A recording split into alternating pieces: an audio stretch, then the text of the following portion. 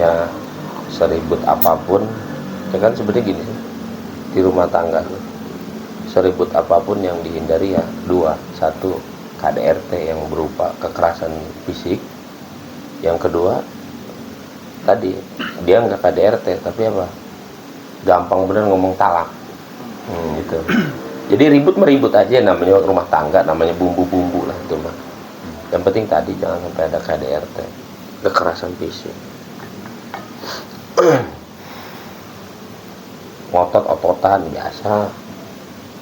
Suami istilahnya kalah sayang sama istri, ya emang biasa dari zaman sahabatnya ada.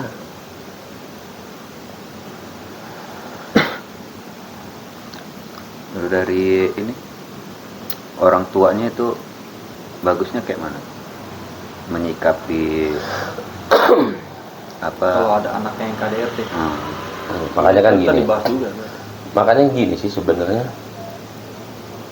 ketika ijab kabul, makanya kan kalau ada satu daerah tuh, ada yang satu daerah ketika ijab kabul tuh si orang tua perempuan dia itu kayak ada bahasa apa ya, bahasa ininya, formalitasnya itu loh, wahai apa namanya fulan bin fulan, mulai detik ini aku serahkan, kan gitu kan bahasanya, aku serahkan segala kewajibanku yang kemarin si perempuan ini adalah sebagai anakku, makan tidaknya aku yang menanggung, pendidikannya aku yang menanggung.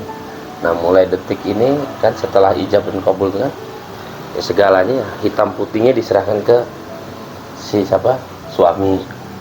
Tapi perlu diketahui, nah biasanya itu tuh yang ngeri gitu, tapi perlu diketahui dia adalah, tetap dia adalah anakku, dan sampai diperlakukan dengan ini ya, artinya salah dikit balok, salah dikit jejak kan gitu.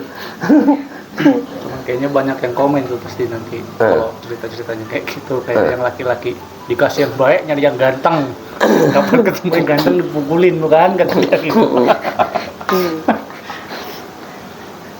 Ya, makanya kembali lagi, makanya sekarang bagus sih di Kementerian Agama itu setiap mau apa nikah itu ada apa sih namanya, catin. Kamu ikut kan catin waktu itu? Iya, catin. itu doang. Iya artinya harus ada yang hadir gitu, catin. Ini apa, calon pengantin. Jadi setiap ini calon pengantin.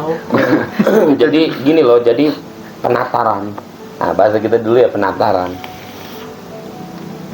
Dinasihatin dulu dari pihak KUA-nya itu kan.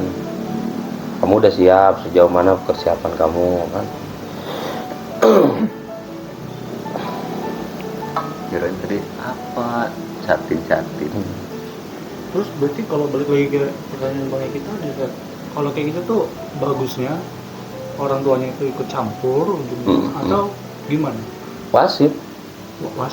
Jadi gini, ketika pertandingannya baik, ya wasit kan namanya wasit kan, tapi ketika ada problem, ya wasit bertindak.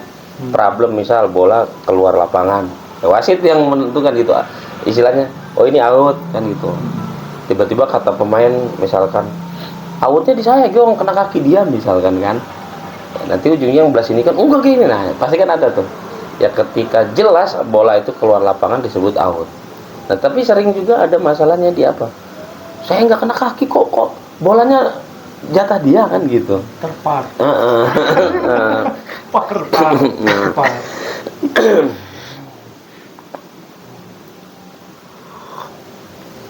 Tapi itu kayaknya udah par ya kalau yang kemarin. Oh ya. Yang lagi heboh. Udah par itu hitungannya ya. Par lah ya itu mah. Udah par. Udah cek par itu mah. Udah cek par. Iya. Udah sah. Udah cek par itu mah. Nggak bisa diganggu gugat itu. Tinggal gimana aja. Tinggal gimana pemimpin FIFA-nya kan. Enak atau enggak? Memang bagus itu pertanyaan yang Rifki tadi. Kadang-kala status orang tua ini gimana? Apa misalkan orang tua si perempuan harus berat di perempuan, orang tua si laki harus berat di laki. Nah, justru itulah yang namanya tadi kan nikah itu bahasa kita kawin itu kan menjadi satu loh, kawin ya kan. Contoh, jangankan di istilah manusia aja, barang aja, yuk kita kawin kan gitu ya. Maksudnya kawinkan itu maksudnya apa? Kita jadikan satu nih, asbab tumpuk. Jadi kawinin gini, nah itu maksudnya dijadiin satu. Nah berarti kan di istilah pernikahan atau perkawinan, jadi pihak perempuan dengan pihak laki-laki ketika sudah ada akad perkawinan, ya itu udah jadi satu gitu. Jadi nggak berlaku lagi pihak perempuan berat di perempuan, ngedengar perempuan ada masalah dikit, kamu sih kata bapak apa kan gitu. Nggak harus gitu. Begitu juga pihak laki ada masalah dikit, udahlah, udah tinggal aja. Nah jadi nggak boleh saling kecenderungan. Pihak perempuan yang udah cenderung di perempuan aja, pihak laki cenderung di laki.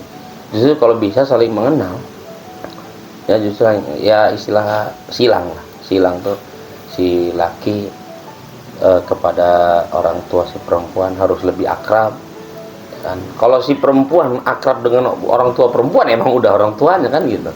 Dengan perkawinan itu si laki dengan orang tua si perempuan harus akrab, makanya ada istilah jadikan orang tua.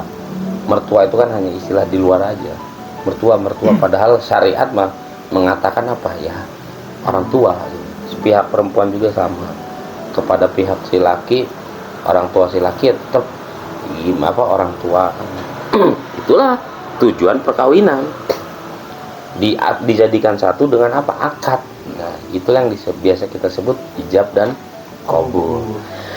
Itu sampai ke ranah fikihnya aja, maaf ya, kalau salah satu yang kita pahami gitu ya, mungkin di mazhab yang lain pun ada perbedaan. Ketika si menantu laki dengan mertua yang perempuan salaman, punya wudhu, ya kan nggak batal. Nah gitu, nggak batal. Ini kalau sama adiknya, sama adiknya ini batal. Kalau batal. Batal dengan orang tua. Jadi istilahnya sampai ke situnya harus kedekatan itu harus terjalin sampai ke situ loh. Jadi bukan lagi mertua, statusnya adalah orang tua. Si menantu perempuan dengan mertua laki nggak batal kan. Tapi tetap ya kembali lagi ikhtilaf, perbedaannya ada di mazhab yang lain pun ya tetap mengatakan tetap batal kan.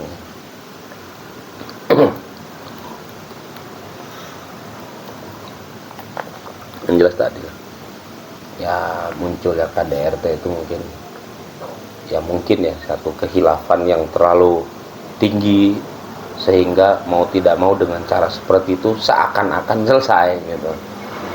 Justru kalau bisa, kalau memang harus kalaupun memang harus diselesaikan ya tanpa harus ada KDRT.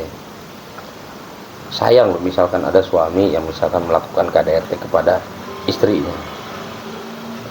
Maaf lah misalkan si istri dinikahi oleh si suaminya pada usia 26 lah melakukan KDRT di usia 28, artinya 2 tahun pernikahan. Kalau kita lihat dengan kacamata batin itu artinya dengan hati, baru 2 tahun memiliki udah jedar-jedor, tonjok sana, pukul sana, gampar sana, jejek sana misalkan. Kan dia 26 baru menikah, 28 dia lakukan istilahnya KDRT. Apakah dia lupa 26 kesini orang tuanya kan gitu, ibunya ngelahirin, ngebesarin kan, si bapaknya juga sampai istilahnya nyari nafkahin istrinya. Nah kalau kesadaran itu ada di si suami, pasti nggak akan kejadian seperti itu, memukul. Gimana apa perasaannya gitu loh, apa perasaan orang tuanya kalau ngedenger anaknya walaupun statusnya ya udah dinikahin sama dia, tapi begitu dipukul sama si suami, kalau suami mikir mau memukul deh, apa perasaannya kan gitu. Kalau sampai orang tuanya ngedenger yang ngelahirin, yang ngegedein, baru 2 tahun yang lalu diserahkan kepada saya karena ijab pernikahan kan gitu, sakit lagi ya. Yang kedua, berpikir ke diri sendiri, apa perasaannya nanti kalau saya punya anak perempuan dinikahi oleh lakinya melakukan apa yang mau saya lakuin sekarang nih misalkan, saya sakit kali, nggak jadi kan gitu. Makanya tadi yang lebih tepat kalau masalah itu udah terlalu apa ya, berat benar, ya udah kita serahkan ke pengadilan atau orang yang adil. Kan pengadilan itu kan institusi sih ya, institusi ya, di dalamnya nanti kita bakal diadili lah di situ. Ya kalaupun nggak gitu ya kumpul aja rembuk keluarga, kumpul orang tua, ini ada masalah gimana, kan gitu sih. Jadi jangan diselesaikan dengan kekerasan. Kalau yang kayak gitu tuh ini aku sekedar nanya aja ya, berpikir apa yang kayak gitu tuh bisa dikatakan belum siap sebenarnya untuk menikah. Sebenarnya mau dibilang kita bisa, misalnya gini, kita menjas karena kamu ini belum siap, sebenarnya enggak juga. Pada saat itulah, ini gini, pada saat masalah itu datang, kurang kontrol aja sih sebenarnya. Kurangnya apa, kesadaran dan kurangnya kontrol. Kenapa saya katakan kurangnya kesadaran? Ya tadi, kurangnya kesadaran satu. Ya dia ini kan suami istri. Ya kan, suami istri, apalagi naudzubillah min dzalik, kekerasan itu kadangkala apa istilahnya terjadi ketika udah ada anak-anak. Kan gitu tuh.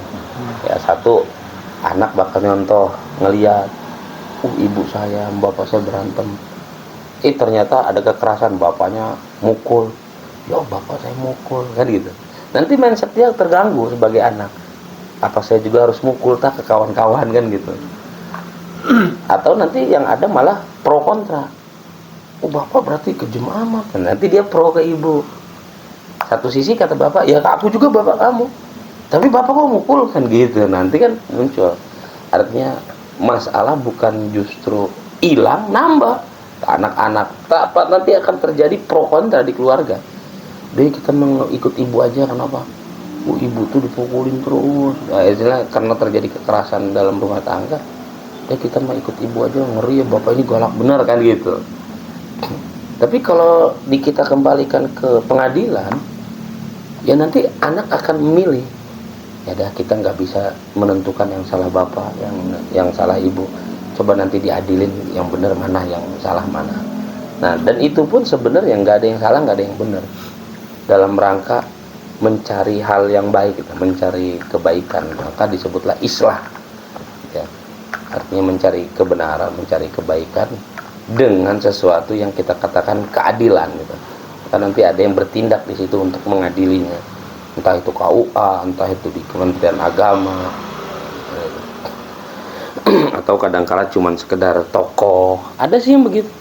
Dah, kita nggak perlu sampai ke Kementerian Agama atau ke KUA. Cukup hadirkan tokoh, disaksikan oleh orang tua masing-masing dengan tujuan musyawarah. Jangan otot sana, otot sini, ngotot sana, ngotot sini, kan. Terus kalau mau dibilang juga enggak siap, ya justru kadangkala dia juga hilang. Ya misalnya terjadinya di usia perkawinan 15 tahun. Ada juga yang begitu. Ada yang 1 tahun pernikahan aman, 2 tahun pernikahan aman, 10 tahun pernikahan aman, 15 tahun pernikahan aman, 20 tahun pernikahan mulai. Entah itu walwalam ya, entah itu masalah dari intern atau dari ekstern, mulai. Dan kalau dikatakan enggak siap, buktinya udah 20 tahun menikah. Kan gitu. Ya tadi kembali lagi kesadaran. Kalau kesadaran itu ada, wah, gue 20 tahun menikah. Istilahnya ombak jenis apapun, ombak di dalam rumah tangga udah pernah diterjangan gitu. Gelombang rumah tangga udah pernah dilalui. Lah, masa cuma masalah gini kan. Tapi masalah ini nggak bakal kelar. Ya tadi kembalikan, rembuk keluarga, ya, terus duduk saling istilahnya pakai kepala dingin. Kalaupun memang harus ke pengadilan, ya ke pengadilan gitu.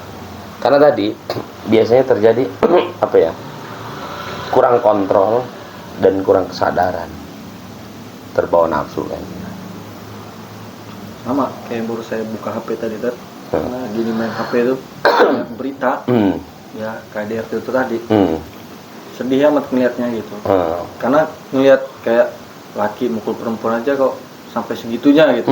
Apalagi ini ngikut anaknya, masih bayi, mungkin tengkurap aja kali belum bisa, itu sampai ditendang-tendang. Nah gitu. Itu kan. Jadi saya ngeliat kayak saya ini masih pejuang garis 2 istilahnya ngeliatnya. ya Allah gitu amat gitu loh, sedih amat gitu ya. Eki nggak perlu dijelasin kalau dia pejuang garis dua, artinya masih sama-sama benar-benar mengharapkan rezeki ada momongan gitu. Iya, kok garis dua itu sampai segitunya gitu ya. Apa mungkin ada kalau saya nilai sih kayak apa orang itu rada jauh juga dari ilmu agama apa gimana bisa ya? jadi bisa jadi juga ya, artinya ada hal yang menjurus ke sana. Mungkin salah satu faktornya adalah minimnya pengetahuan agama kan gitu. Ada juga nggak menutup kemungkinan ada yang agamanya juga istilahnya nggak bodoh-bodoh amat, tetap terjadi yang namanya KDRT tadi, kesadaran dan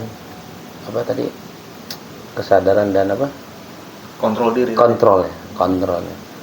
Ya itu kan luar biasa. Udah istrinya dianya melakukan KDRT ke istri, kebetulan di situ ada anak, ya anaknya juga dilakukan yang nggak wajar.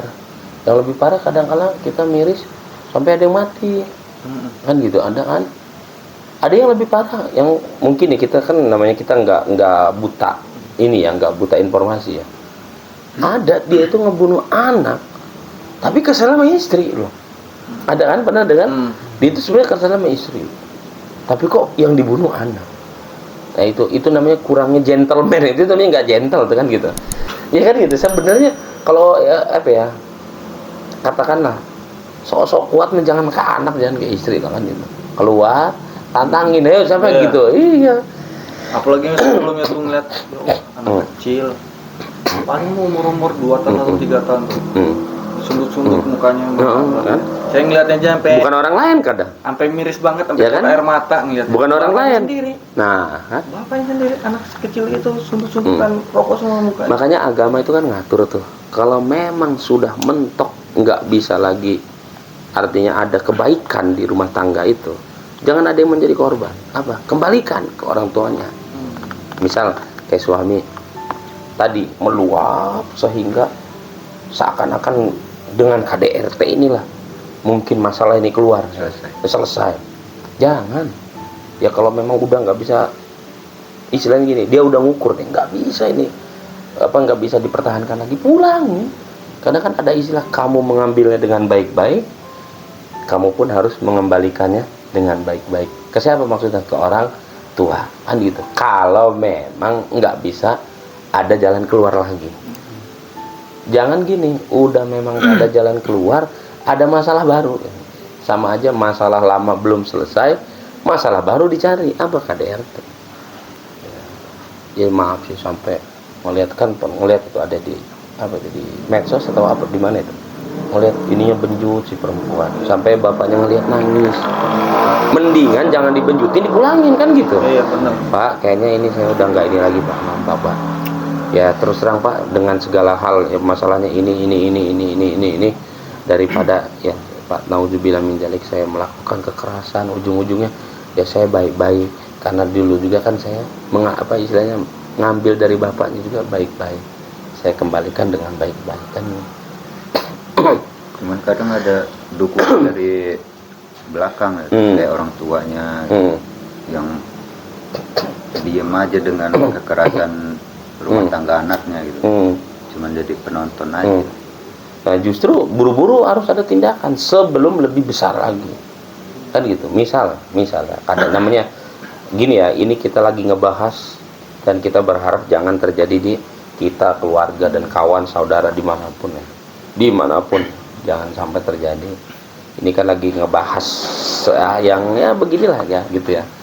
Jadi ketika ada masalah kecil, buru-buru tuh langsung dibahas. Maksudnya buru-buru langsung dihilangin masalah itu. Ibaratnya kalau baru ada bara api, jangan ditunggu apinya keluar. Nanti kalau udah keluar, bukan lagi yang bahaya, bukan 1 2, semuanya kebakaran kan. Mumpung masih bara, istilahnya matiin air, matiinnya gak enak, timbang tes dengan setetes air gak mati kan bara.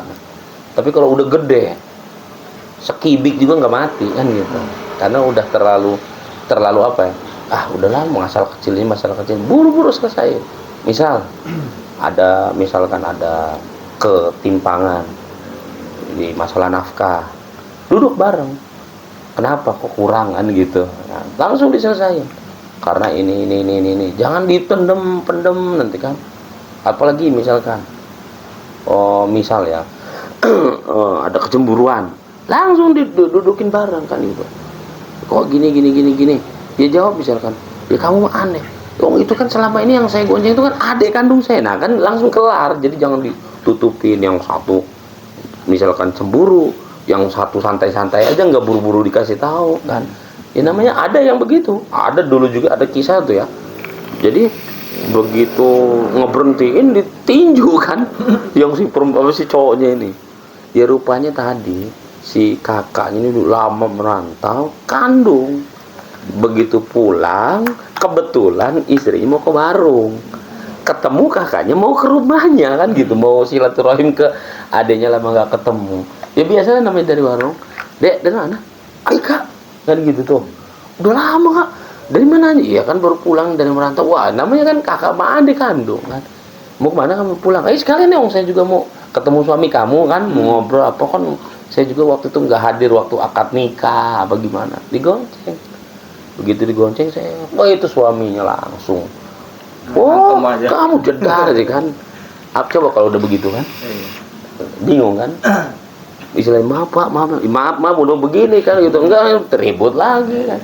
Buru-buru. Jadi apapun ada bara di rumah tangga, buru-buru dimatiin kan gitu. Jangan nunggu apa berubah menjadi api. Nanti kalau udah berubah menjadi api, nanti yang ada kebakaran. Selesai. Sekecil apapun. Kita tidak menyalahkan lakinya, tapi yang kita salahkan adalah tindakannya. Gini, walaupun memang kesalahan itu ada, misalkan si perempuan ada kesalahan, maksudnya yang kita salahkan bukan tindakannya gitu. Iya, itu tadi, kenapa itu tidak buru-buru? Makanya kan kata saya tadi, kenapa nggak buru-buru duduk bareng? Nah tadi itu kan, kayak tadi saya sampai ilustrasikan main tinju. Ternyata begitu nih, saya ini abangnya, waktu akad kalian saya nggak dateng kan gitu. Nah begitu juga mungkin kejadian tuh di si perempuan ya, atau di sebaliknya di si laki. Kamu kepergok kan, saya habis ngasih duit sama perempuan, itu adik saya kan gitu kan. Nah itu kan tetap harus buru-buru musyawarah atau buru-buru klarifikasi, bahasa agamanya buru-buru tabayun. Karena perlu diluruskan ini kayak gitu. Saya takutnya kan kadang yang nonton ini nangkep kadang kurang gitu kan. Jadi tetap harus kita lurusin bahwasanya kita tidak menjudge atau tidak memihak sisi manapun, tapi yang memang kita bahas adalah tindakannya itu yang memang ya kita juga nggak setuju lah. Tindakan nggak bisa dibenarkan lah itu tindakan. Sama ya, maaf gitu. Kita kan mungkin konteksnya kasusnya di sini. Tapi sebelumnya ada juga yang terjadi di perempuan. Misal seorang ibu mukul anaknya padahal masih bayi. Ternyata begitu di cek and recheck, kenapa ibu kok bisa begitu? Saya kesel sama bapaknya. Nah itu kenapa nggak duduk bareng gitu? Nanti yang lebih menyedihkan tuh, yang bikin miris apa? Anak yang jadi korban. Ya, kebanyakan anaknya pikir si ibu, kalau mau sama suami saya mukul, pasti dia balik mukul. Saya tinju, dia nggak ninju, takutnya saya istilahnya dipulangin ke orang tua. Adalah anak aja yang jadi ini. Nah itu yang jadi ini pelampiasan. Itu yang kita sangat istilahnya, kalau bisa jangan sampai terjadi ya tadi. Bahasanya duduk bareng ya. Dah selesai. Apa sih masalahnya kita ini kan gitu. Kan bisa aja sih duduk bareng. Makanya duduk bareng tuh kadang-kala perlu ada penengah. Entah itu orang tua, entah itu ada istilahnya kawan yang benar-benar bisa megang rahasia kan gitu. Ada sih begitu. Orang tua sampai nggak tahu, tapi kawan tahu, tapi rupanya si kawan ini bisa megang rahasia gitu. Tolong, dan si perempuan itu udah nganggap dia sebagai saudara, si laki udah nganggap saudara, duduk bareng. Buat apa sih kamu orang ini? Anak udah gede kan gitu. Lebih fair. Dan juga jangan sampai bertindak sebagai pengadil, memihak kan gitu. Ya kamu salah laki. Ya, tanpa harus mendengar sebab musababnya. Iya Pak, saya dikatakan salah. Tapi kan awalnya kenapa saya berbuat begitu? di asalnya dia kan gitu. Nanti ujungnya asal muasalnya kan ya dia dulu yang makanya harus benar-benar adil. Saya jadi timbul pertanyaan nih, Tat. Di zaman Nabi Muhammad, Nabi itu pernah nggak sih marah-marah sama istri-istrinya? Kalau marah jelas pernah Nabi marah, tapi dalam konteks apa marahnya gitu. Nabi itu marah ketika di keluarga itu ada melakukan yang memang melanggar syariat. Contoh, Nabi pernah marah dengan putrinya, yaitu Fatimah. Kapan? Ya ini saya ceritain aja udah kadung ya. Jadi pas Nabi lagi cerita sama Fatimah, lagi ngobrol lah. Jadi ada perempuan tuh, cantik lewat, cuman pendek. Nah itu kan sensitif kalau udah bahasa ngatain, pendek, hitam, jelek, fisik namanya kan sensitif. Jadi ketika ngomong, ayah, kata Fatimah, ya perempuan tuh cantik, cuman sayang. Padahal Fatimah nggak ngomong pendek, cuman ngomong gini doang, sayang, segini. Maksud segini itu apa? Pendek. Itu Rasul marah. Tapi Rasul tuh marahnya marah yang profesional. Artinya kapan harus marah, kan itu. Kapan harus marah? Jangan juga nggak pernah marah gitu. Mau salah mau bener misalkan, Pak bapak ini hebat ya nggak pernah marah. Saya sama di keluarga tuh males marah-marah. Ngapain? Mau dia sholat atau mau enggak, ngapain marah? Nah itu kan bahaya juga. Nah justru kalau kata agama dia dayus. Nah makanya kata Nabi, apa kata Nabi? Fatimah, omongan kamu yang katanya segini, maksudnya apa? Menghina orang dengan apa? Gestur ya, bahasa gestur ya, gerakan tubuh ya. Itu ngomong begini, saya bawa katanya kan, bawa ke laut, itu laut akan apa? Hitam. Maksud hitam itu apa? Karena dosa, ya kan? Karena dosa. Yang ngomong apa? Kamu ngode segini itu, saya buang ke laut, laut itu kan hitam, saking dosanya gitu. Marah Nabi ngelihat istilahnya melakukan hal, dan itu diikutin sahabat. Ya namanya kan sahabat ya pasti ngikutin ya apa yang dicontohkan Nabi. Umar marah, ya Umar marah. Apalagi Umar memang kederatnya kan, istilahnya memang kederatnya orang yang begitu. Ditambah begitu masuk Islam, syariat diamalkan, ya udah. Ketika ada salah satu putranya kan dagangnya laris kan, terus kata Umar, ya, kamu mulai besok tutup. Lagi laris suruh tutup. Apa? Karena ternyata kamu itu laris karena orang ngelihat beli di kamu itu bukan ngelihat kamunya, jangan-jangan bukan ngelihat barangnya juga, ngelihat siapa? Ngelihat kamu anak siapa, kasihan sama yang lain. Jadi tadi Rasul, sahabat ya, mungkin dengan contoh-contoh yang lain pun ada ya. Yang namanya marah ya dibolehkan, yang penting tadi marah itu benar-benar ada istilahnya gini, ada sebabnya. Kemudian jangan juga terlalu marah itu jangan terlalu diladenin. Marah itu jangan diladenin istilahnya sampai sampai emosinya. Marah yang profesional aja, marah yang profesional. Tapi nggak ngegebuk kan, Tet? enggak.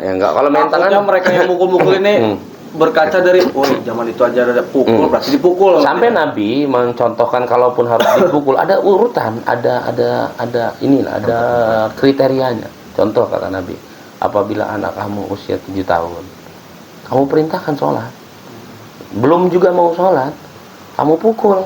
Tapi ingat kata Nabi, perlu diingat, pukulan itu maksudnya apa? Pukulan yang tidak sampai melukai dan membekas. Apa? Cibit. Nah, biasa orang tua kita itu cibit, kan gitu. Dia mentang-mentang ada dalil. Tuh Nabi aja kalau anak nggak marah, nggak sholat, marah Nabi. Nah, berarti saya juga di rumah anak-anak nggak sholat, marah. Tapi saya entah. Balok. Jelas salah. Ghair mabruh. Maksud ghair mabruh itu apa? Yang tidak sampai melukai dan membekas. Karena nanti anak itu kebekas, pasti membekas gitu. Tapi kadang kita malah ketawa ya, kalau nggak tahu ya kalau aku sih malah ngeliatnya lucu gitu. Kayak ada anak nih misalnya main lagi hujan-hujan main di kali, bapaknya manggil nyuruh pulang, kadang bogolok gitu, kadang kecung gitu, pulang kan, anaknya ngiprit. Nah kan harusnya profesional. Kayak contoh gini, Ya, proporsional itu yang paling gampang ini, yang paling gampang kita kita ambil contoh. Ada istilah ketika kamu megang silet, yang harus dihadapin itu adalah jenggot dan kumis. Tapi kalau ngadepin pohon, yang dipegang adalah apa? Golok, gitu. Jadi jangan sampai ngadepin ngadepin pohon bawa silet, ngadepin kumis bawa golok, bubar bibir kita, ya kan gitu. Artinya ketika marahin anak, kita lihat, ya, oh anak ini misalkan maaf, sholat payah, cibit, belum juga cibit lagi, umpamanya masih juga badung, jewer, ya kan, ya jewer juga jangan terlalu sampai kupingnya istilahnya nggak balik lagi, digini-gini aja kan misalkan ya. Ya syarat, artinya kita itu gini loh, kita itu jadi perintah seakan-akan peduli. Marah itu bukan karena emosi, tapi marah itu apa? Karena peduli. Nah, peduli ayah ini, nah, kalau kamu sampai nggak sholat mau jadi apa? Dan makanya ayah ngejiwir kamu atau nyibit kamu kan gitu. Jangan juga terlalu bumbas itu artinya bahasa bumbas itu polos-polos amat. Pak, anak bapak tuh lagi pak, tuh lagi mainin sampahan. Biarin aja, saya tuh nggak mau marah, saya tuh. Pak, anak bapak lagi nggak mau ngaji, nggak mau sholat. Oh, saya emang nggak mau marah sama anak itu. Nah, ini bahaya ya. Itu mah passionnya harus main sampahan. Iya. Bakat yang Itu mah passion dia memang. Tapi ya tadi, ya salah satu P1 memang kita harus kontrol. Yang kedua, ada sih tuntunan syariat seperti misal ketika kita lagi marah, amarah itu datang, ya tadi lah contoh salah satu triknya adalah pasta'id billah, ya buru-buru kita memohon perlindungan kepada Allah dengan bahasa kitanya mah isti'adzah. A'udzubillahi minasyaitonirrajim. Memang korelasinya nyangkut sih, nyambung. Aku berlindung kepada Allah dari godaan setan yang terkutuk. Karena yang namanya marah itu kalau istilahnya Nabi profesional, artinya gini, setelah diluapin selesai. Nah, seakan-akan gini mau nyontohin ngeluapinnya itu karena kepedulian, atas dasar kepedulian, bukan atas dasar nafsu. Tapi kalau atas dasar nafsu berkelanjutan marahnya. Tapi kalau kepedulian itu ibarat gini ke istri. Dek, kamu ini misalkan kalau manggil istri gitu, adek, Dek, kamu ini kok dari tadi zuhur enggak, asar enggak. Nah, berarti kan menunjukkan kemarahannya. Tapi udah selesai, artinya udah karena dia peduli kok ngeliat istri nggak sholat gitu, bukan dilanjutin lagi sampai besok, bukan dilanjutin sampai mau tidur. Bang, abang ini kenapa bang? Ya kok masih cemberut aja? Kamu udah diselesai di saat itu aja, maksudnya tunjukin kamu itu peduli. Nah gitu. Begitu juga ke anak, ya, tunjukin bahwasanya kamu peduli, selesain aja. Nah biasanya ketika kita marah itu tuh yang ketiga ini hadir, setan. Makanya buru-buru pasta'id billah, ya, mohon sama Allah itu berlindung dari tadi godaan setan terkutuk, dan yang terkutuk, karena nanti setan masukin, ngebisikin, nggak enak kalau marah nggak main tangan mah, nanti yang dibisikin tuh ya, udah main tangan tanggung, kayaknya dia masih ngengkeng tuh, kaki ya kan gitu terus kan. Makanya kan satu secara syariat ya, buru-buru mohon ampun kepada Allah dengan isti'adzah, ya, artinya mengucapkan a'udzubillahi minasyaitonirrajim, buru-buru wudu, ya, karena yang namanya marah itu kadangkala datangnya dari setan, dan setan selalu tadi itu menggoda, ya, setan kan dari api, kita sebor api dengan air, dengan cara wudu, ya, wudu kan gitu, salah satu untuk meredam kemarahan, karena kemarahan tuh kalau semakin selalu semakin diladenin setan nanti ini yang jadi sutradaranya. Buru-buru kita istilahnya sebor pakai air wudu ya. Yang selanjutnya tadi kesadaran, langsung kita munculin, udah selesai, marahin aja gitu kan. Jangan sampai berkelanjutan kan. Jangan sampai istilahnya galen nyuruh sholat tapi pakai kayu kan, udah bukan waktunya lagi, mentang-mentang istilahnya. Nah ini juga awas nih, ada juga yang salah kaprah. Oh berarti Rasul itu sangat peduli dengan istilahnya keluarga, apalagi urusan agama. Ya, semua dihalalkan, semua cara. Pakai kayu kan gitu. Kayak tadi kamu itu kan ngeliat anaknya nggak ngaji, gelem lagi dikali misalkan. Tapi pakai kayu kan gitu, atau pakai golok. Nah itu seakan-akan semua dihalalkan oleh agama, yang enggak. Ya apa itu, tunjukin aja ketika, apalagi orang tua kan ada trik sih. Ini anak saya ini nggak ingat sholat, nggak ingat ngaji, misalkan main mobilan aja. Orang tua kan pakai trik, mobilannya yang kita ini kan, isi yang kita akalin. Kalau masih kamu nggak mau sholat, masih kamu nggak mau ngaji gara-gara mobilan ini, bapak bisa buang mobilan ini. Alangkah mudahnya beli mobilan kan gitu. Cuman gara-gara mobilan kamu nggak sholat, kamu nggak ngaji. Ya jangan mobilannya diambil timpukin ke mukanya kan gitu. Itu pun salah kan gitu. Kebanyakan begitu. Iya. Ini. Kamu ini main mobilan jedor aja kan. Bukan perkara sholat lagi. Iya. Mudah nak bagi bapak ngebeliin mobilan ini. Jangan gara-gara mobilan ini kamu nggak sholat, nggak nggak ngaji kan gitu. Biasanya orang tuh banyak trik. Tadi ya. Ngeri kalau sampai udah bahasanya terjadi KDRT itu pasti akan melebar. Ya misal yang menjadi korban KDRT adalah perempuan, atau sebaliknya yang menjadi korban KDRT yang nggak menutup kemungkinan ya korbannya adalah laki. Ya, nanti orang tua masing-masing tahu. Yang lebih merepotkan lagi, dendam orang tuanya. Ya kan gitu, nanti lebih ngelebar lagi. Asalkan berbau-bau saudara dari pihak sono, udah pokoknya musuh. Kan gitu. Nanti kan ujungnya tuh ngelebar. Makanya buru-buru sebelum lebar, sebelum api ini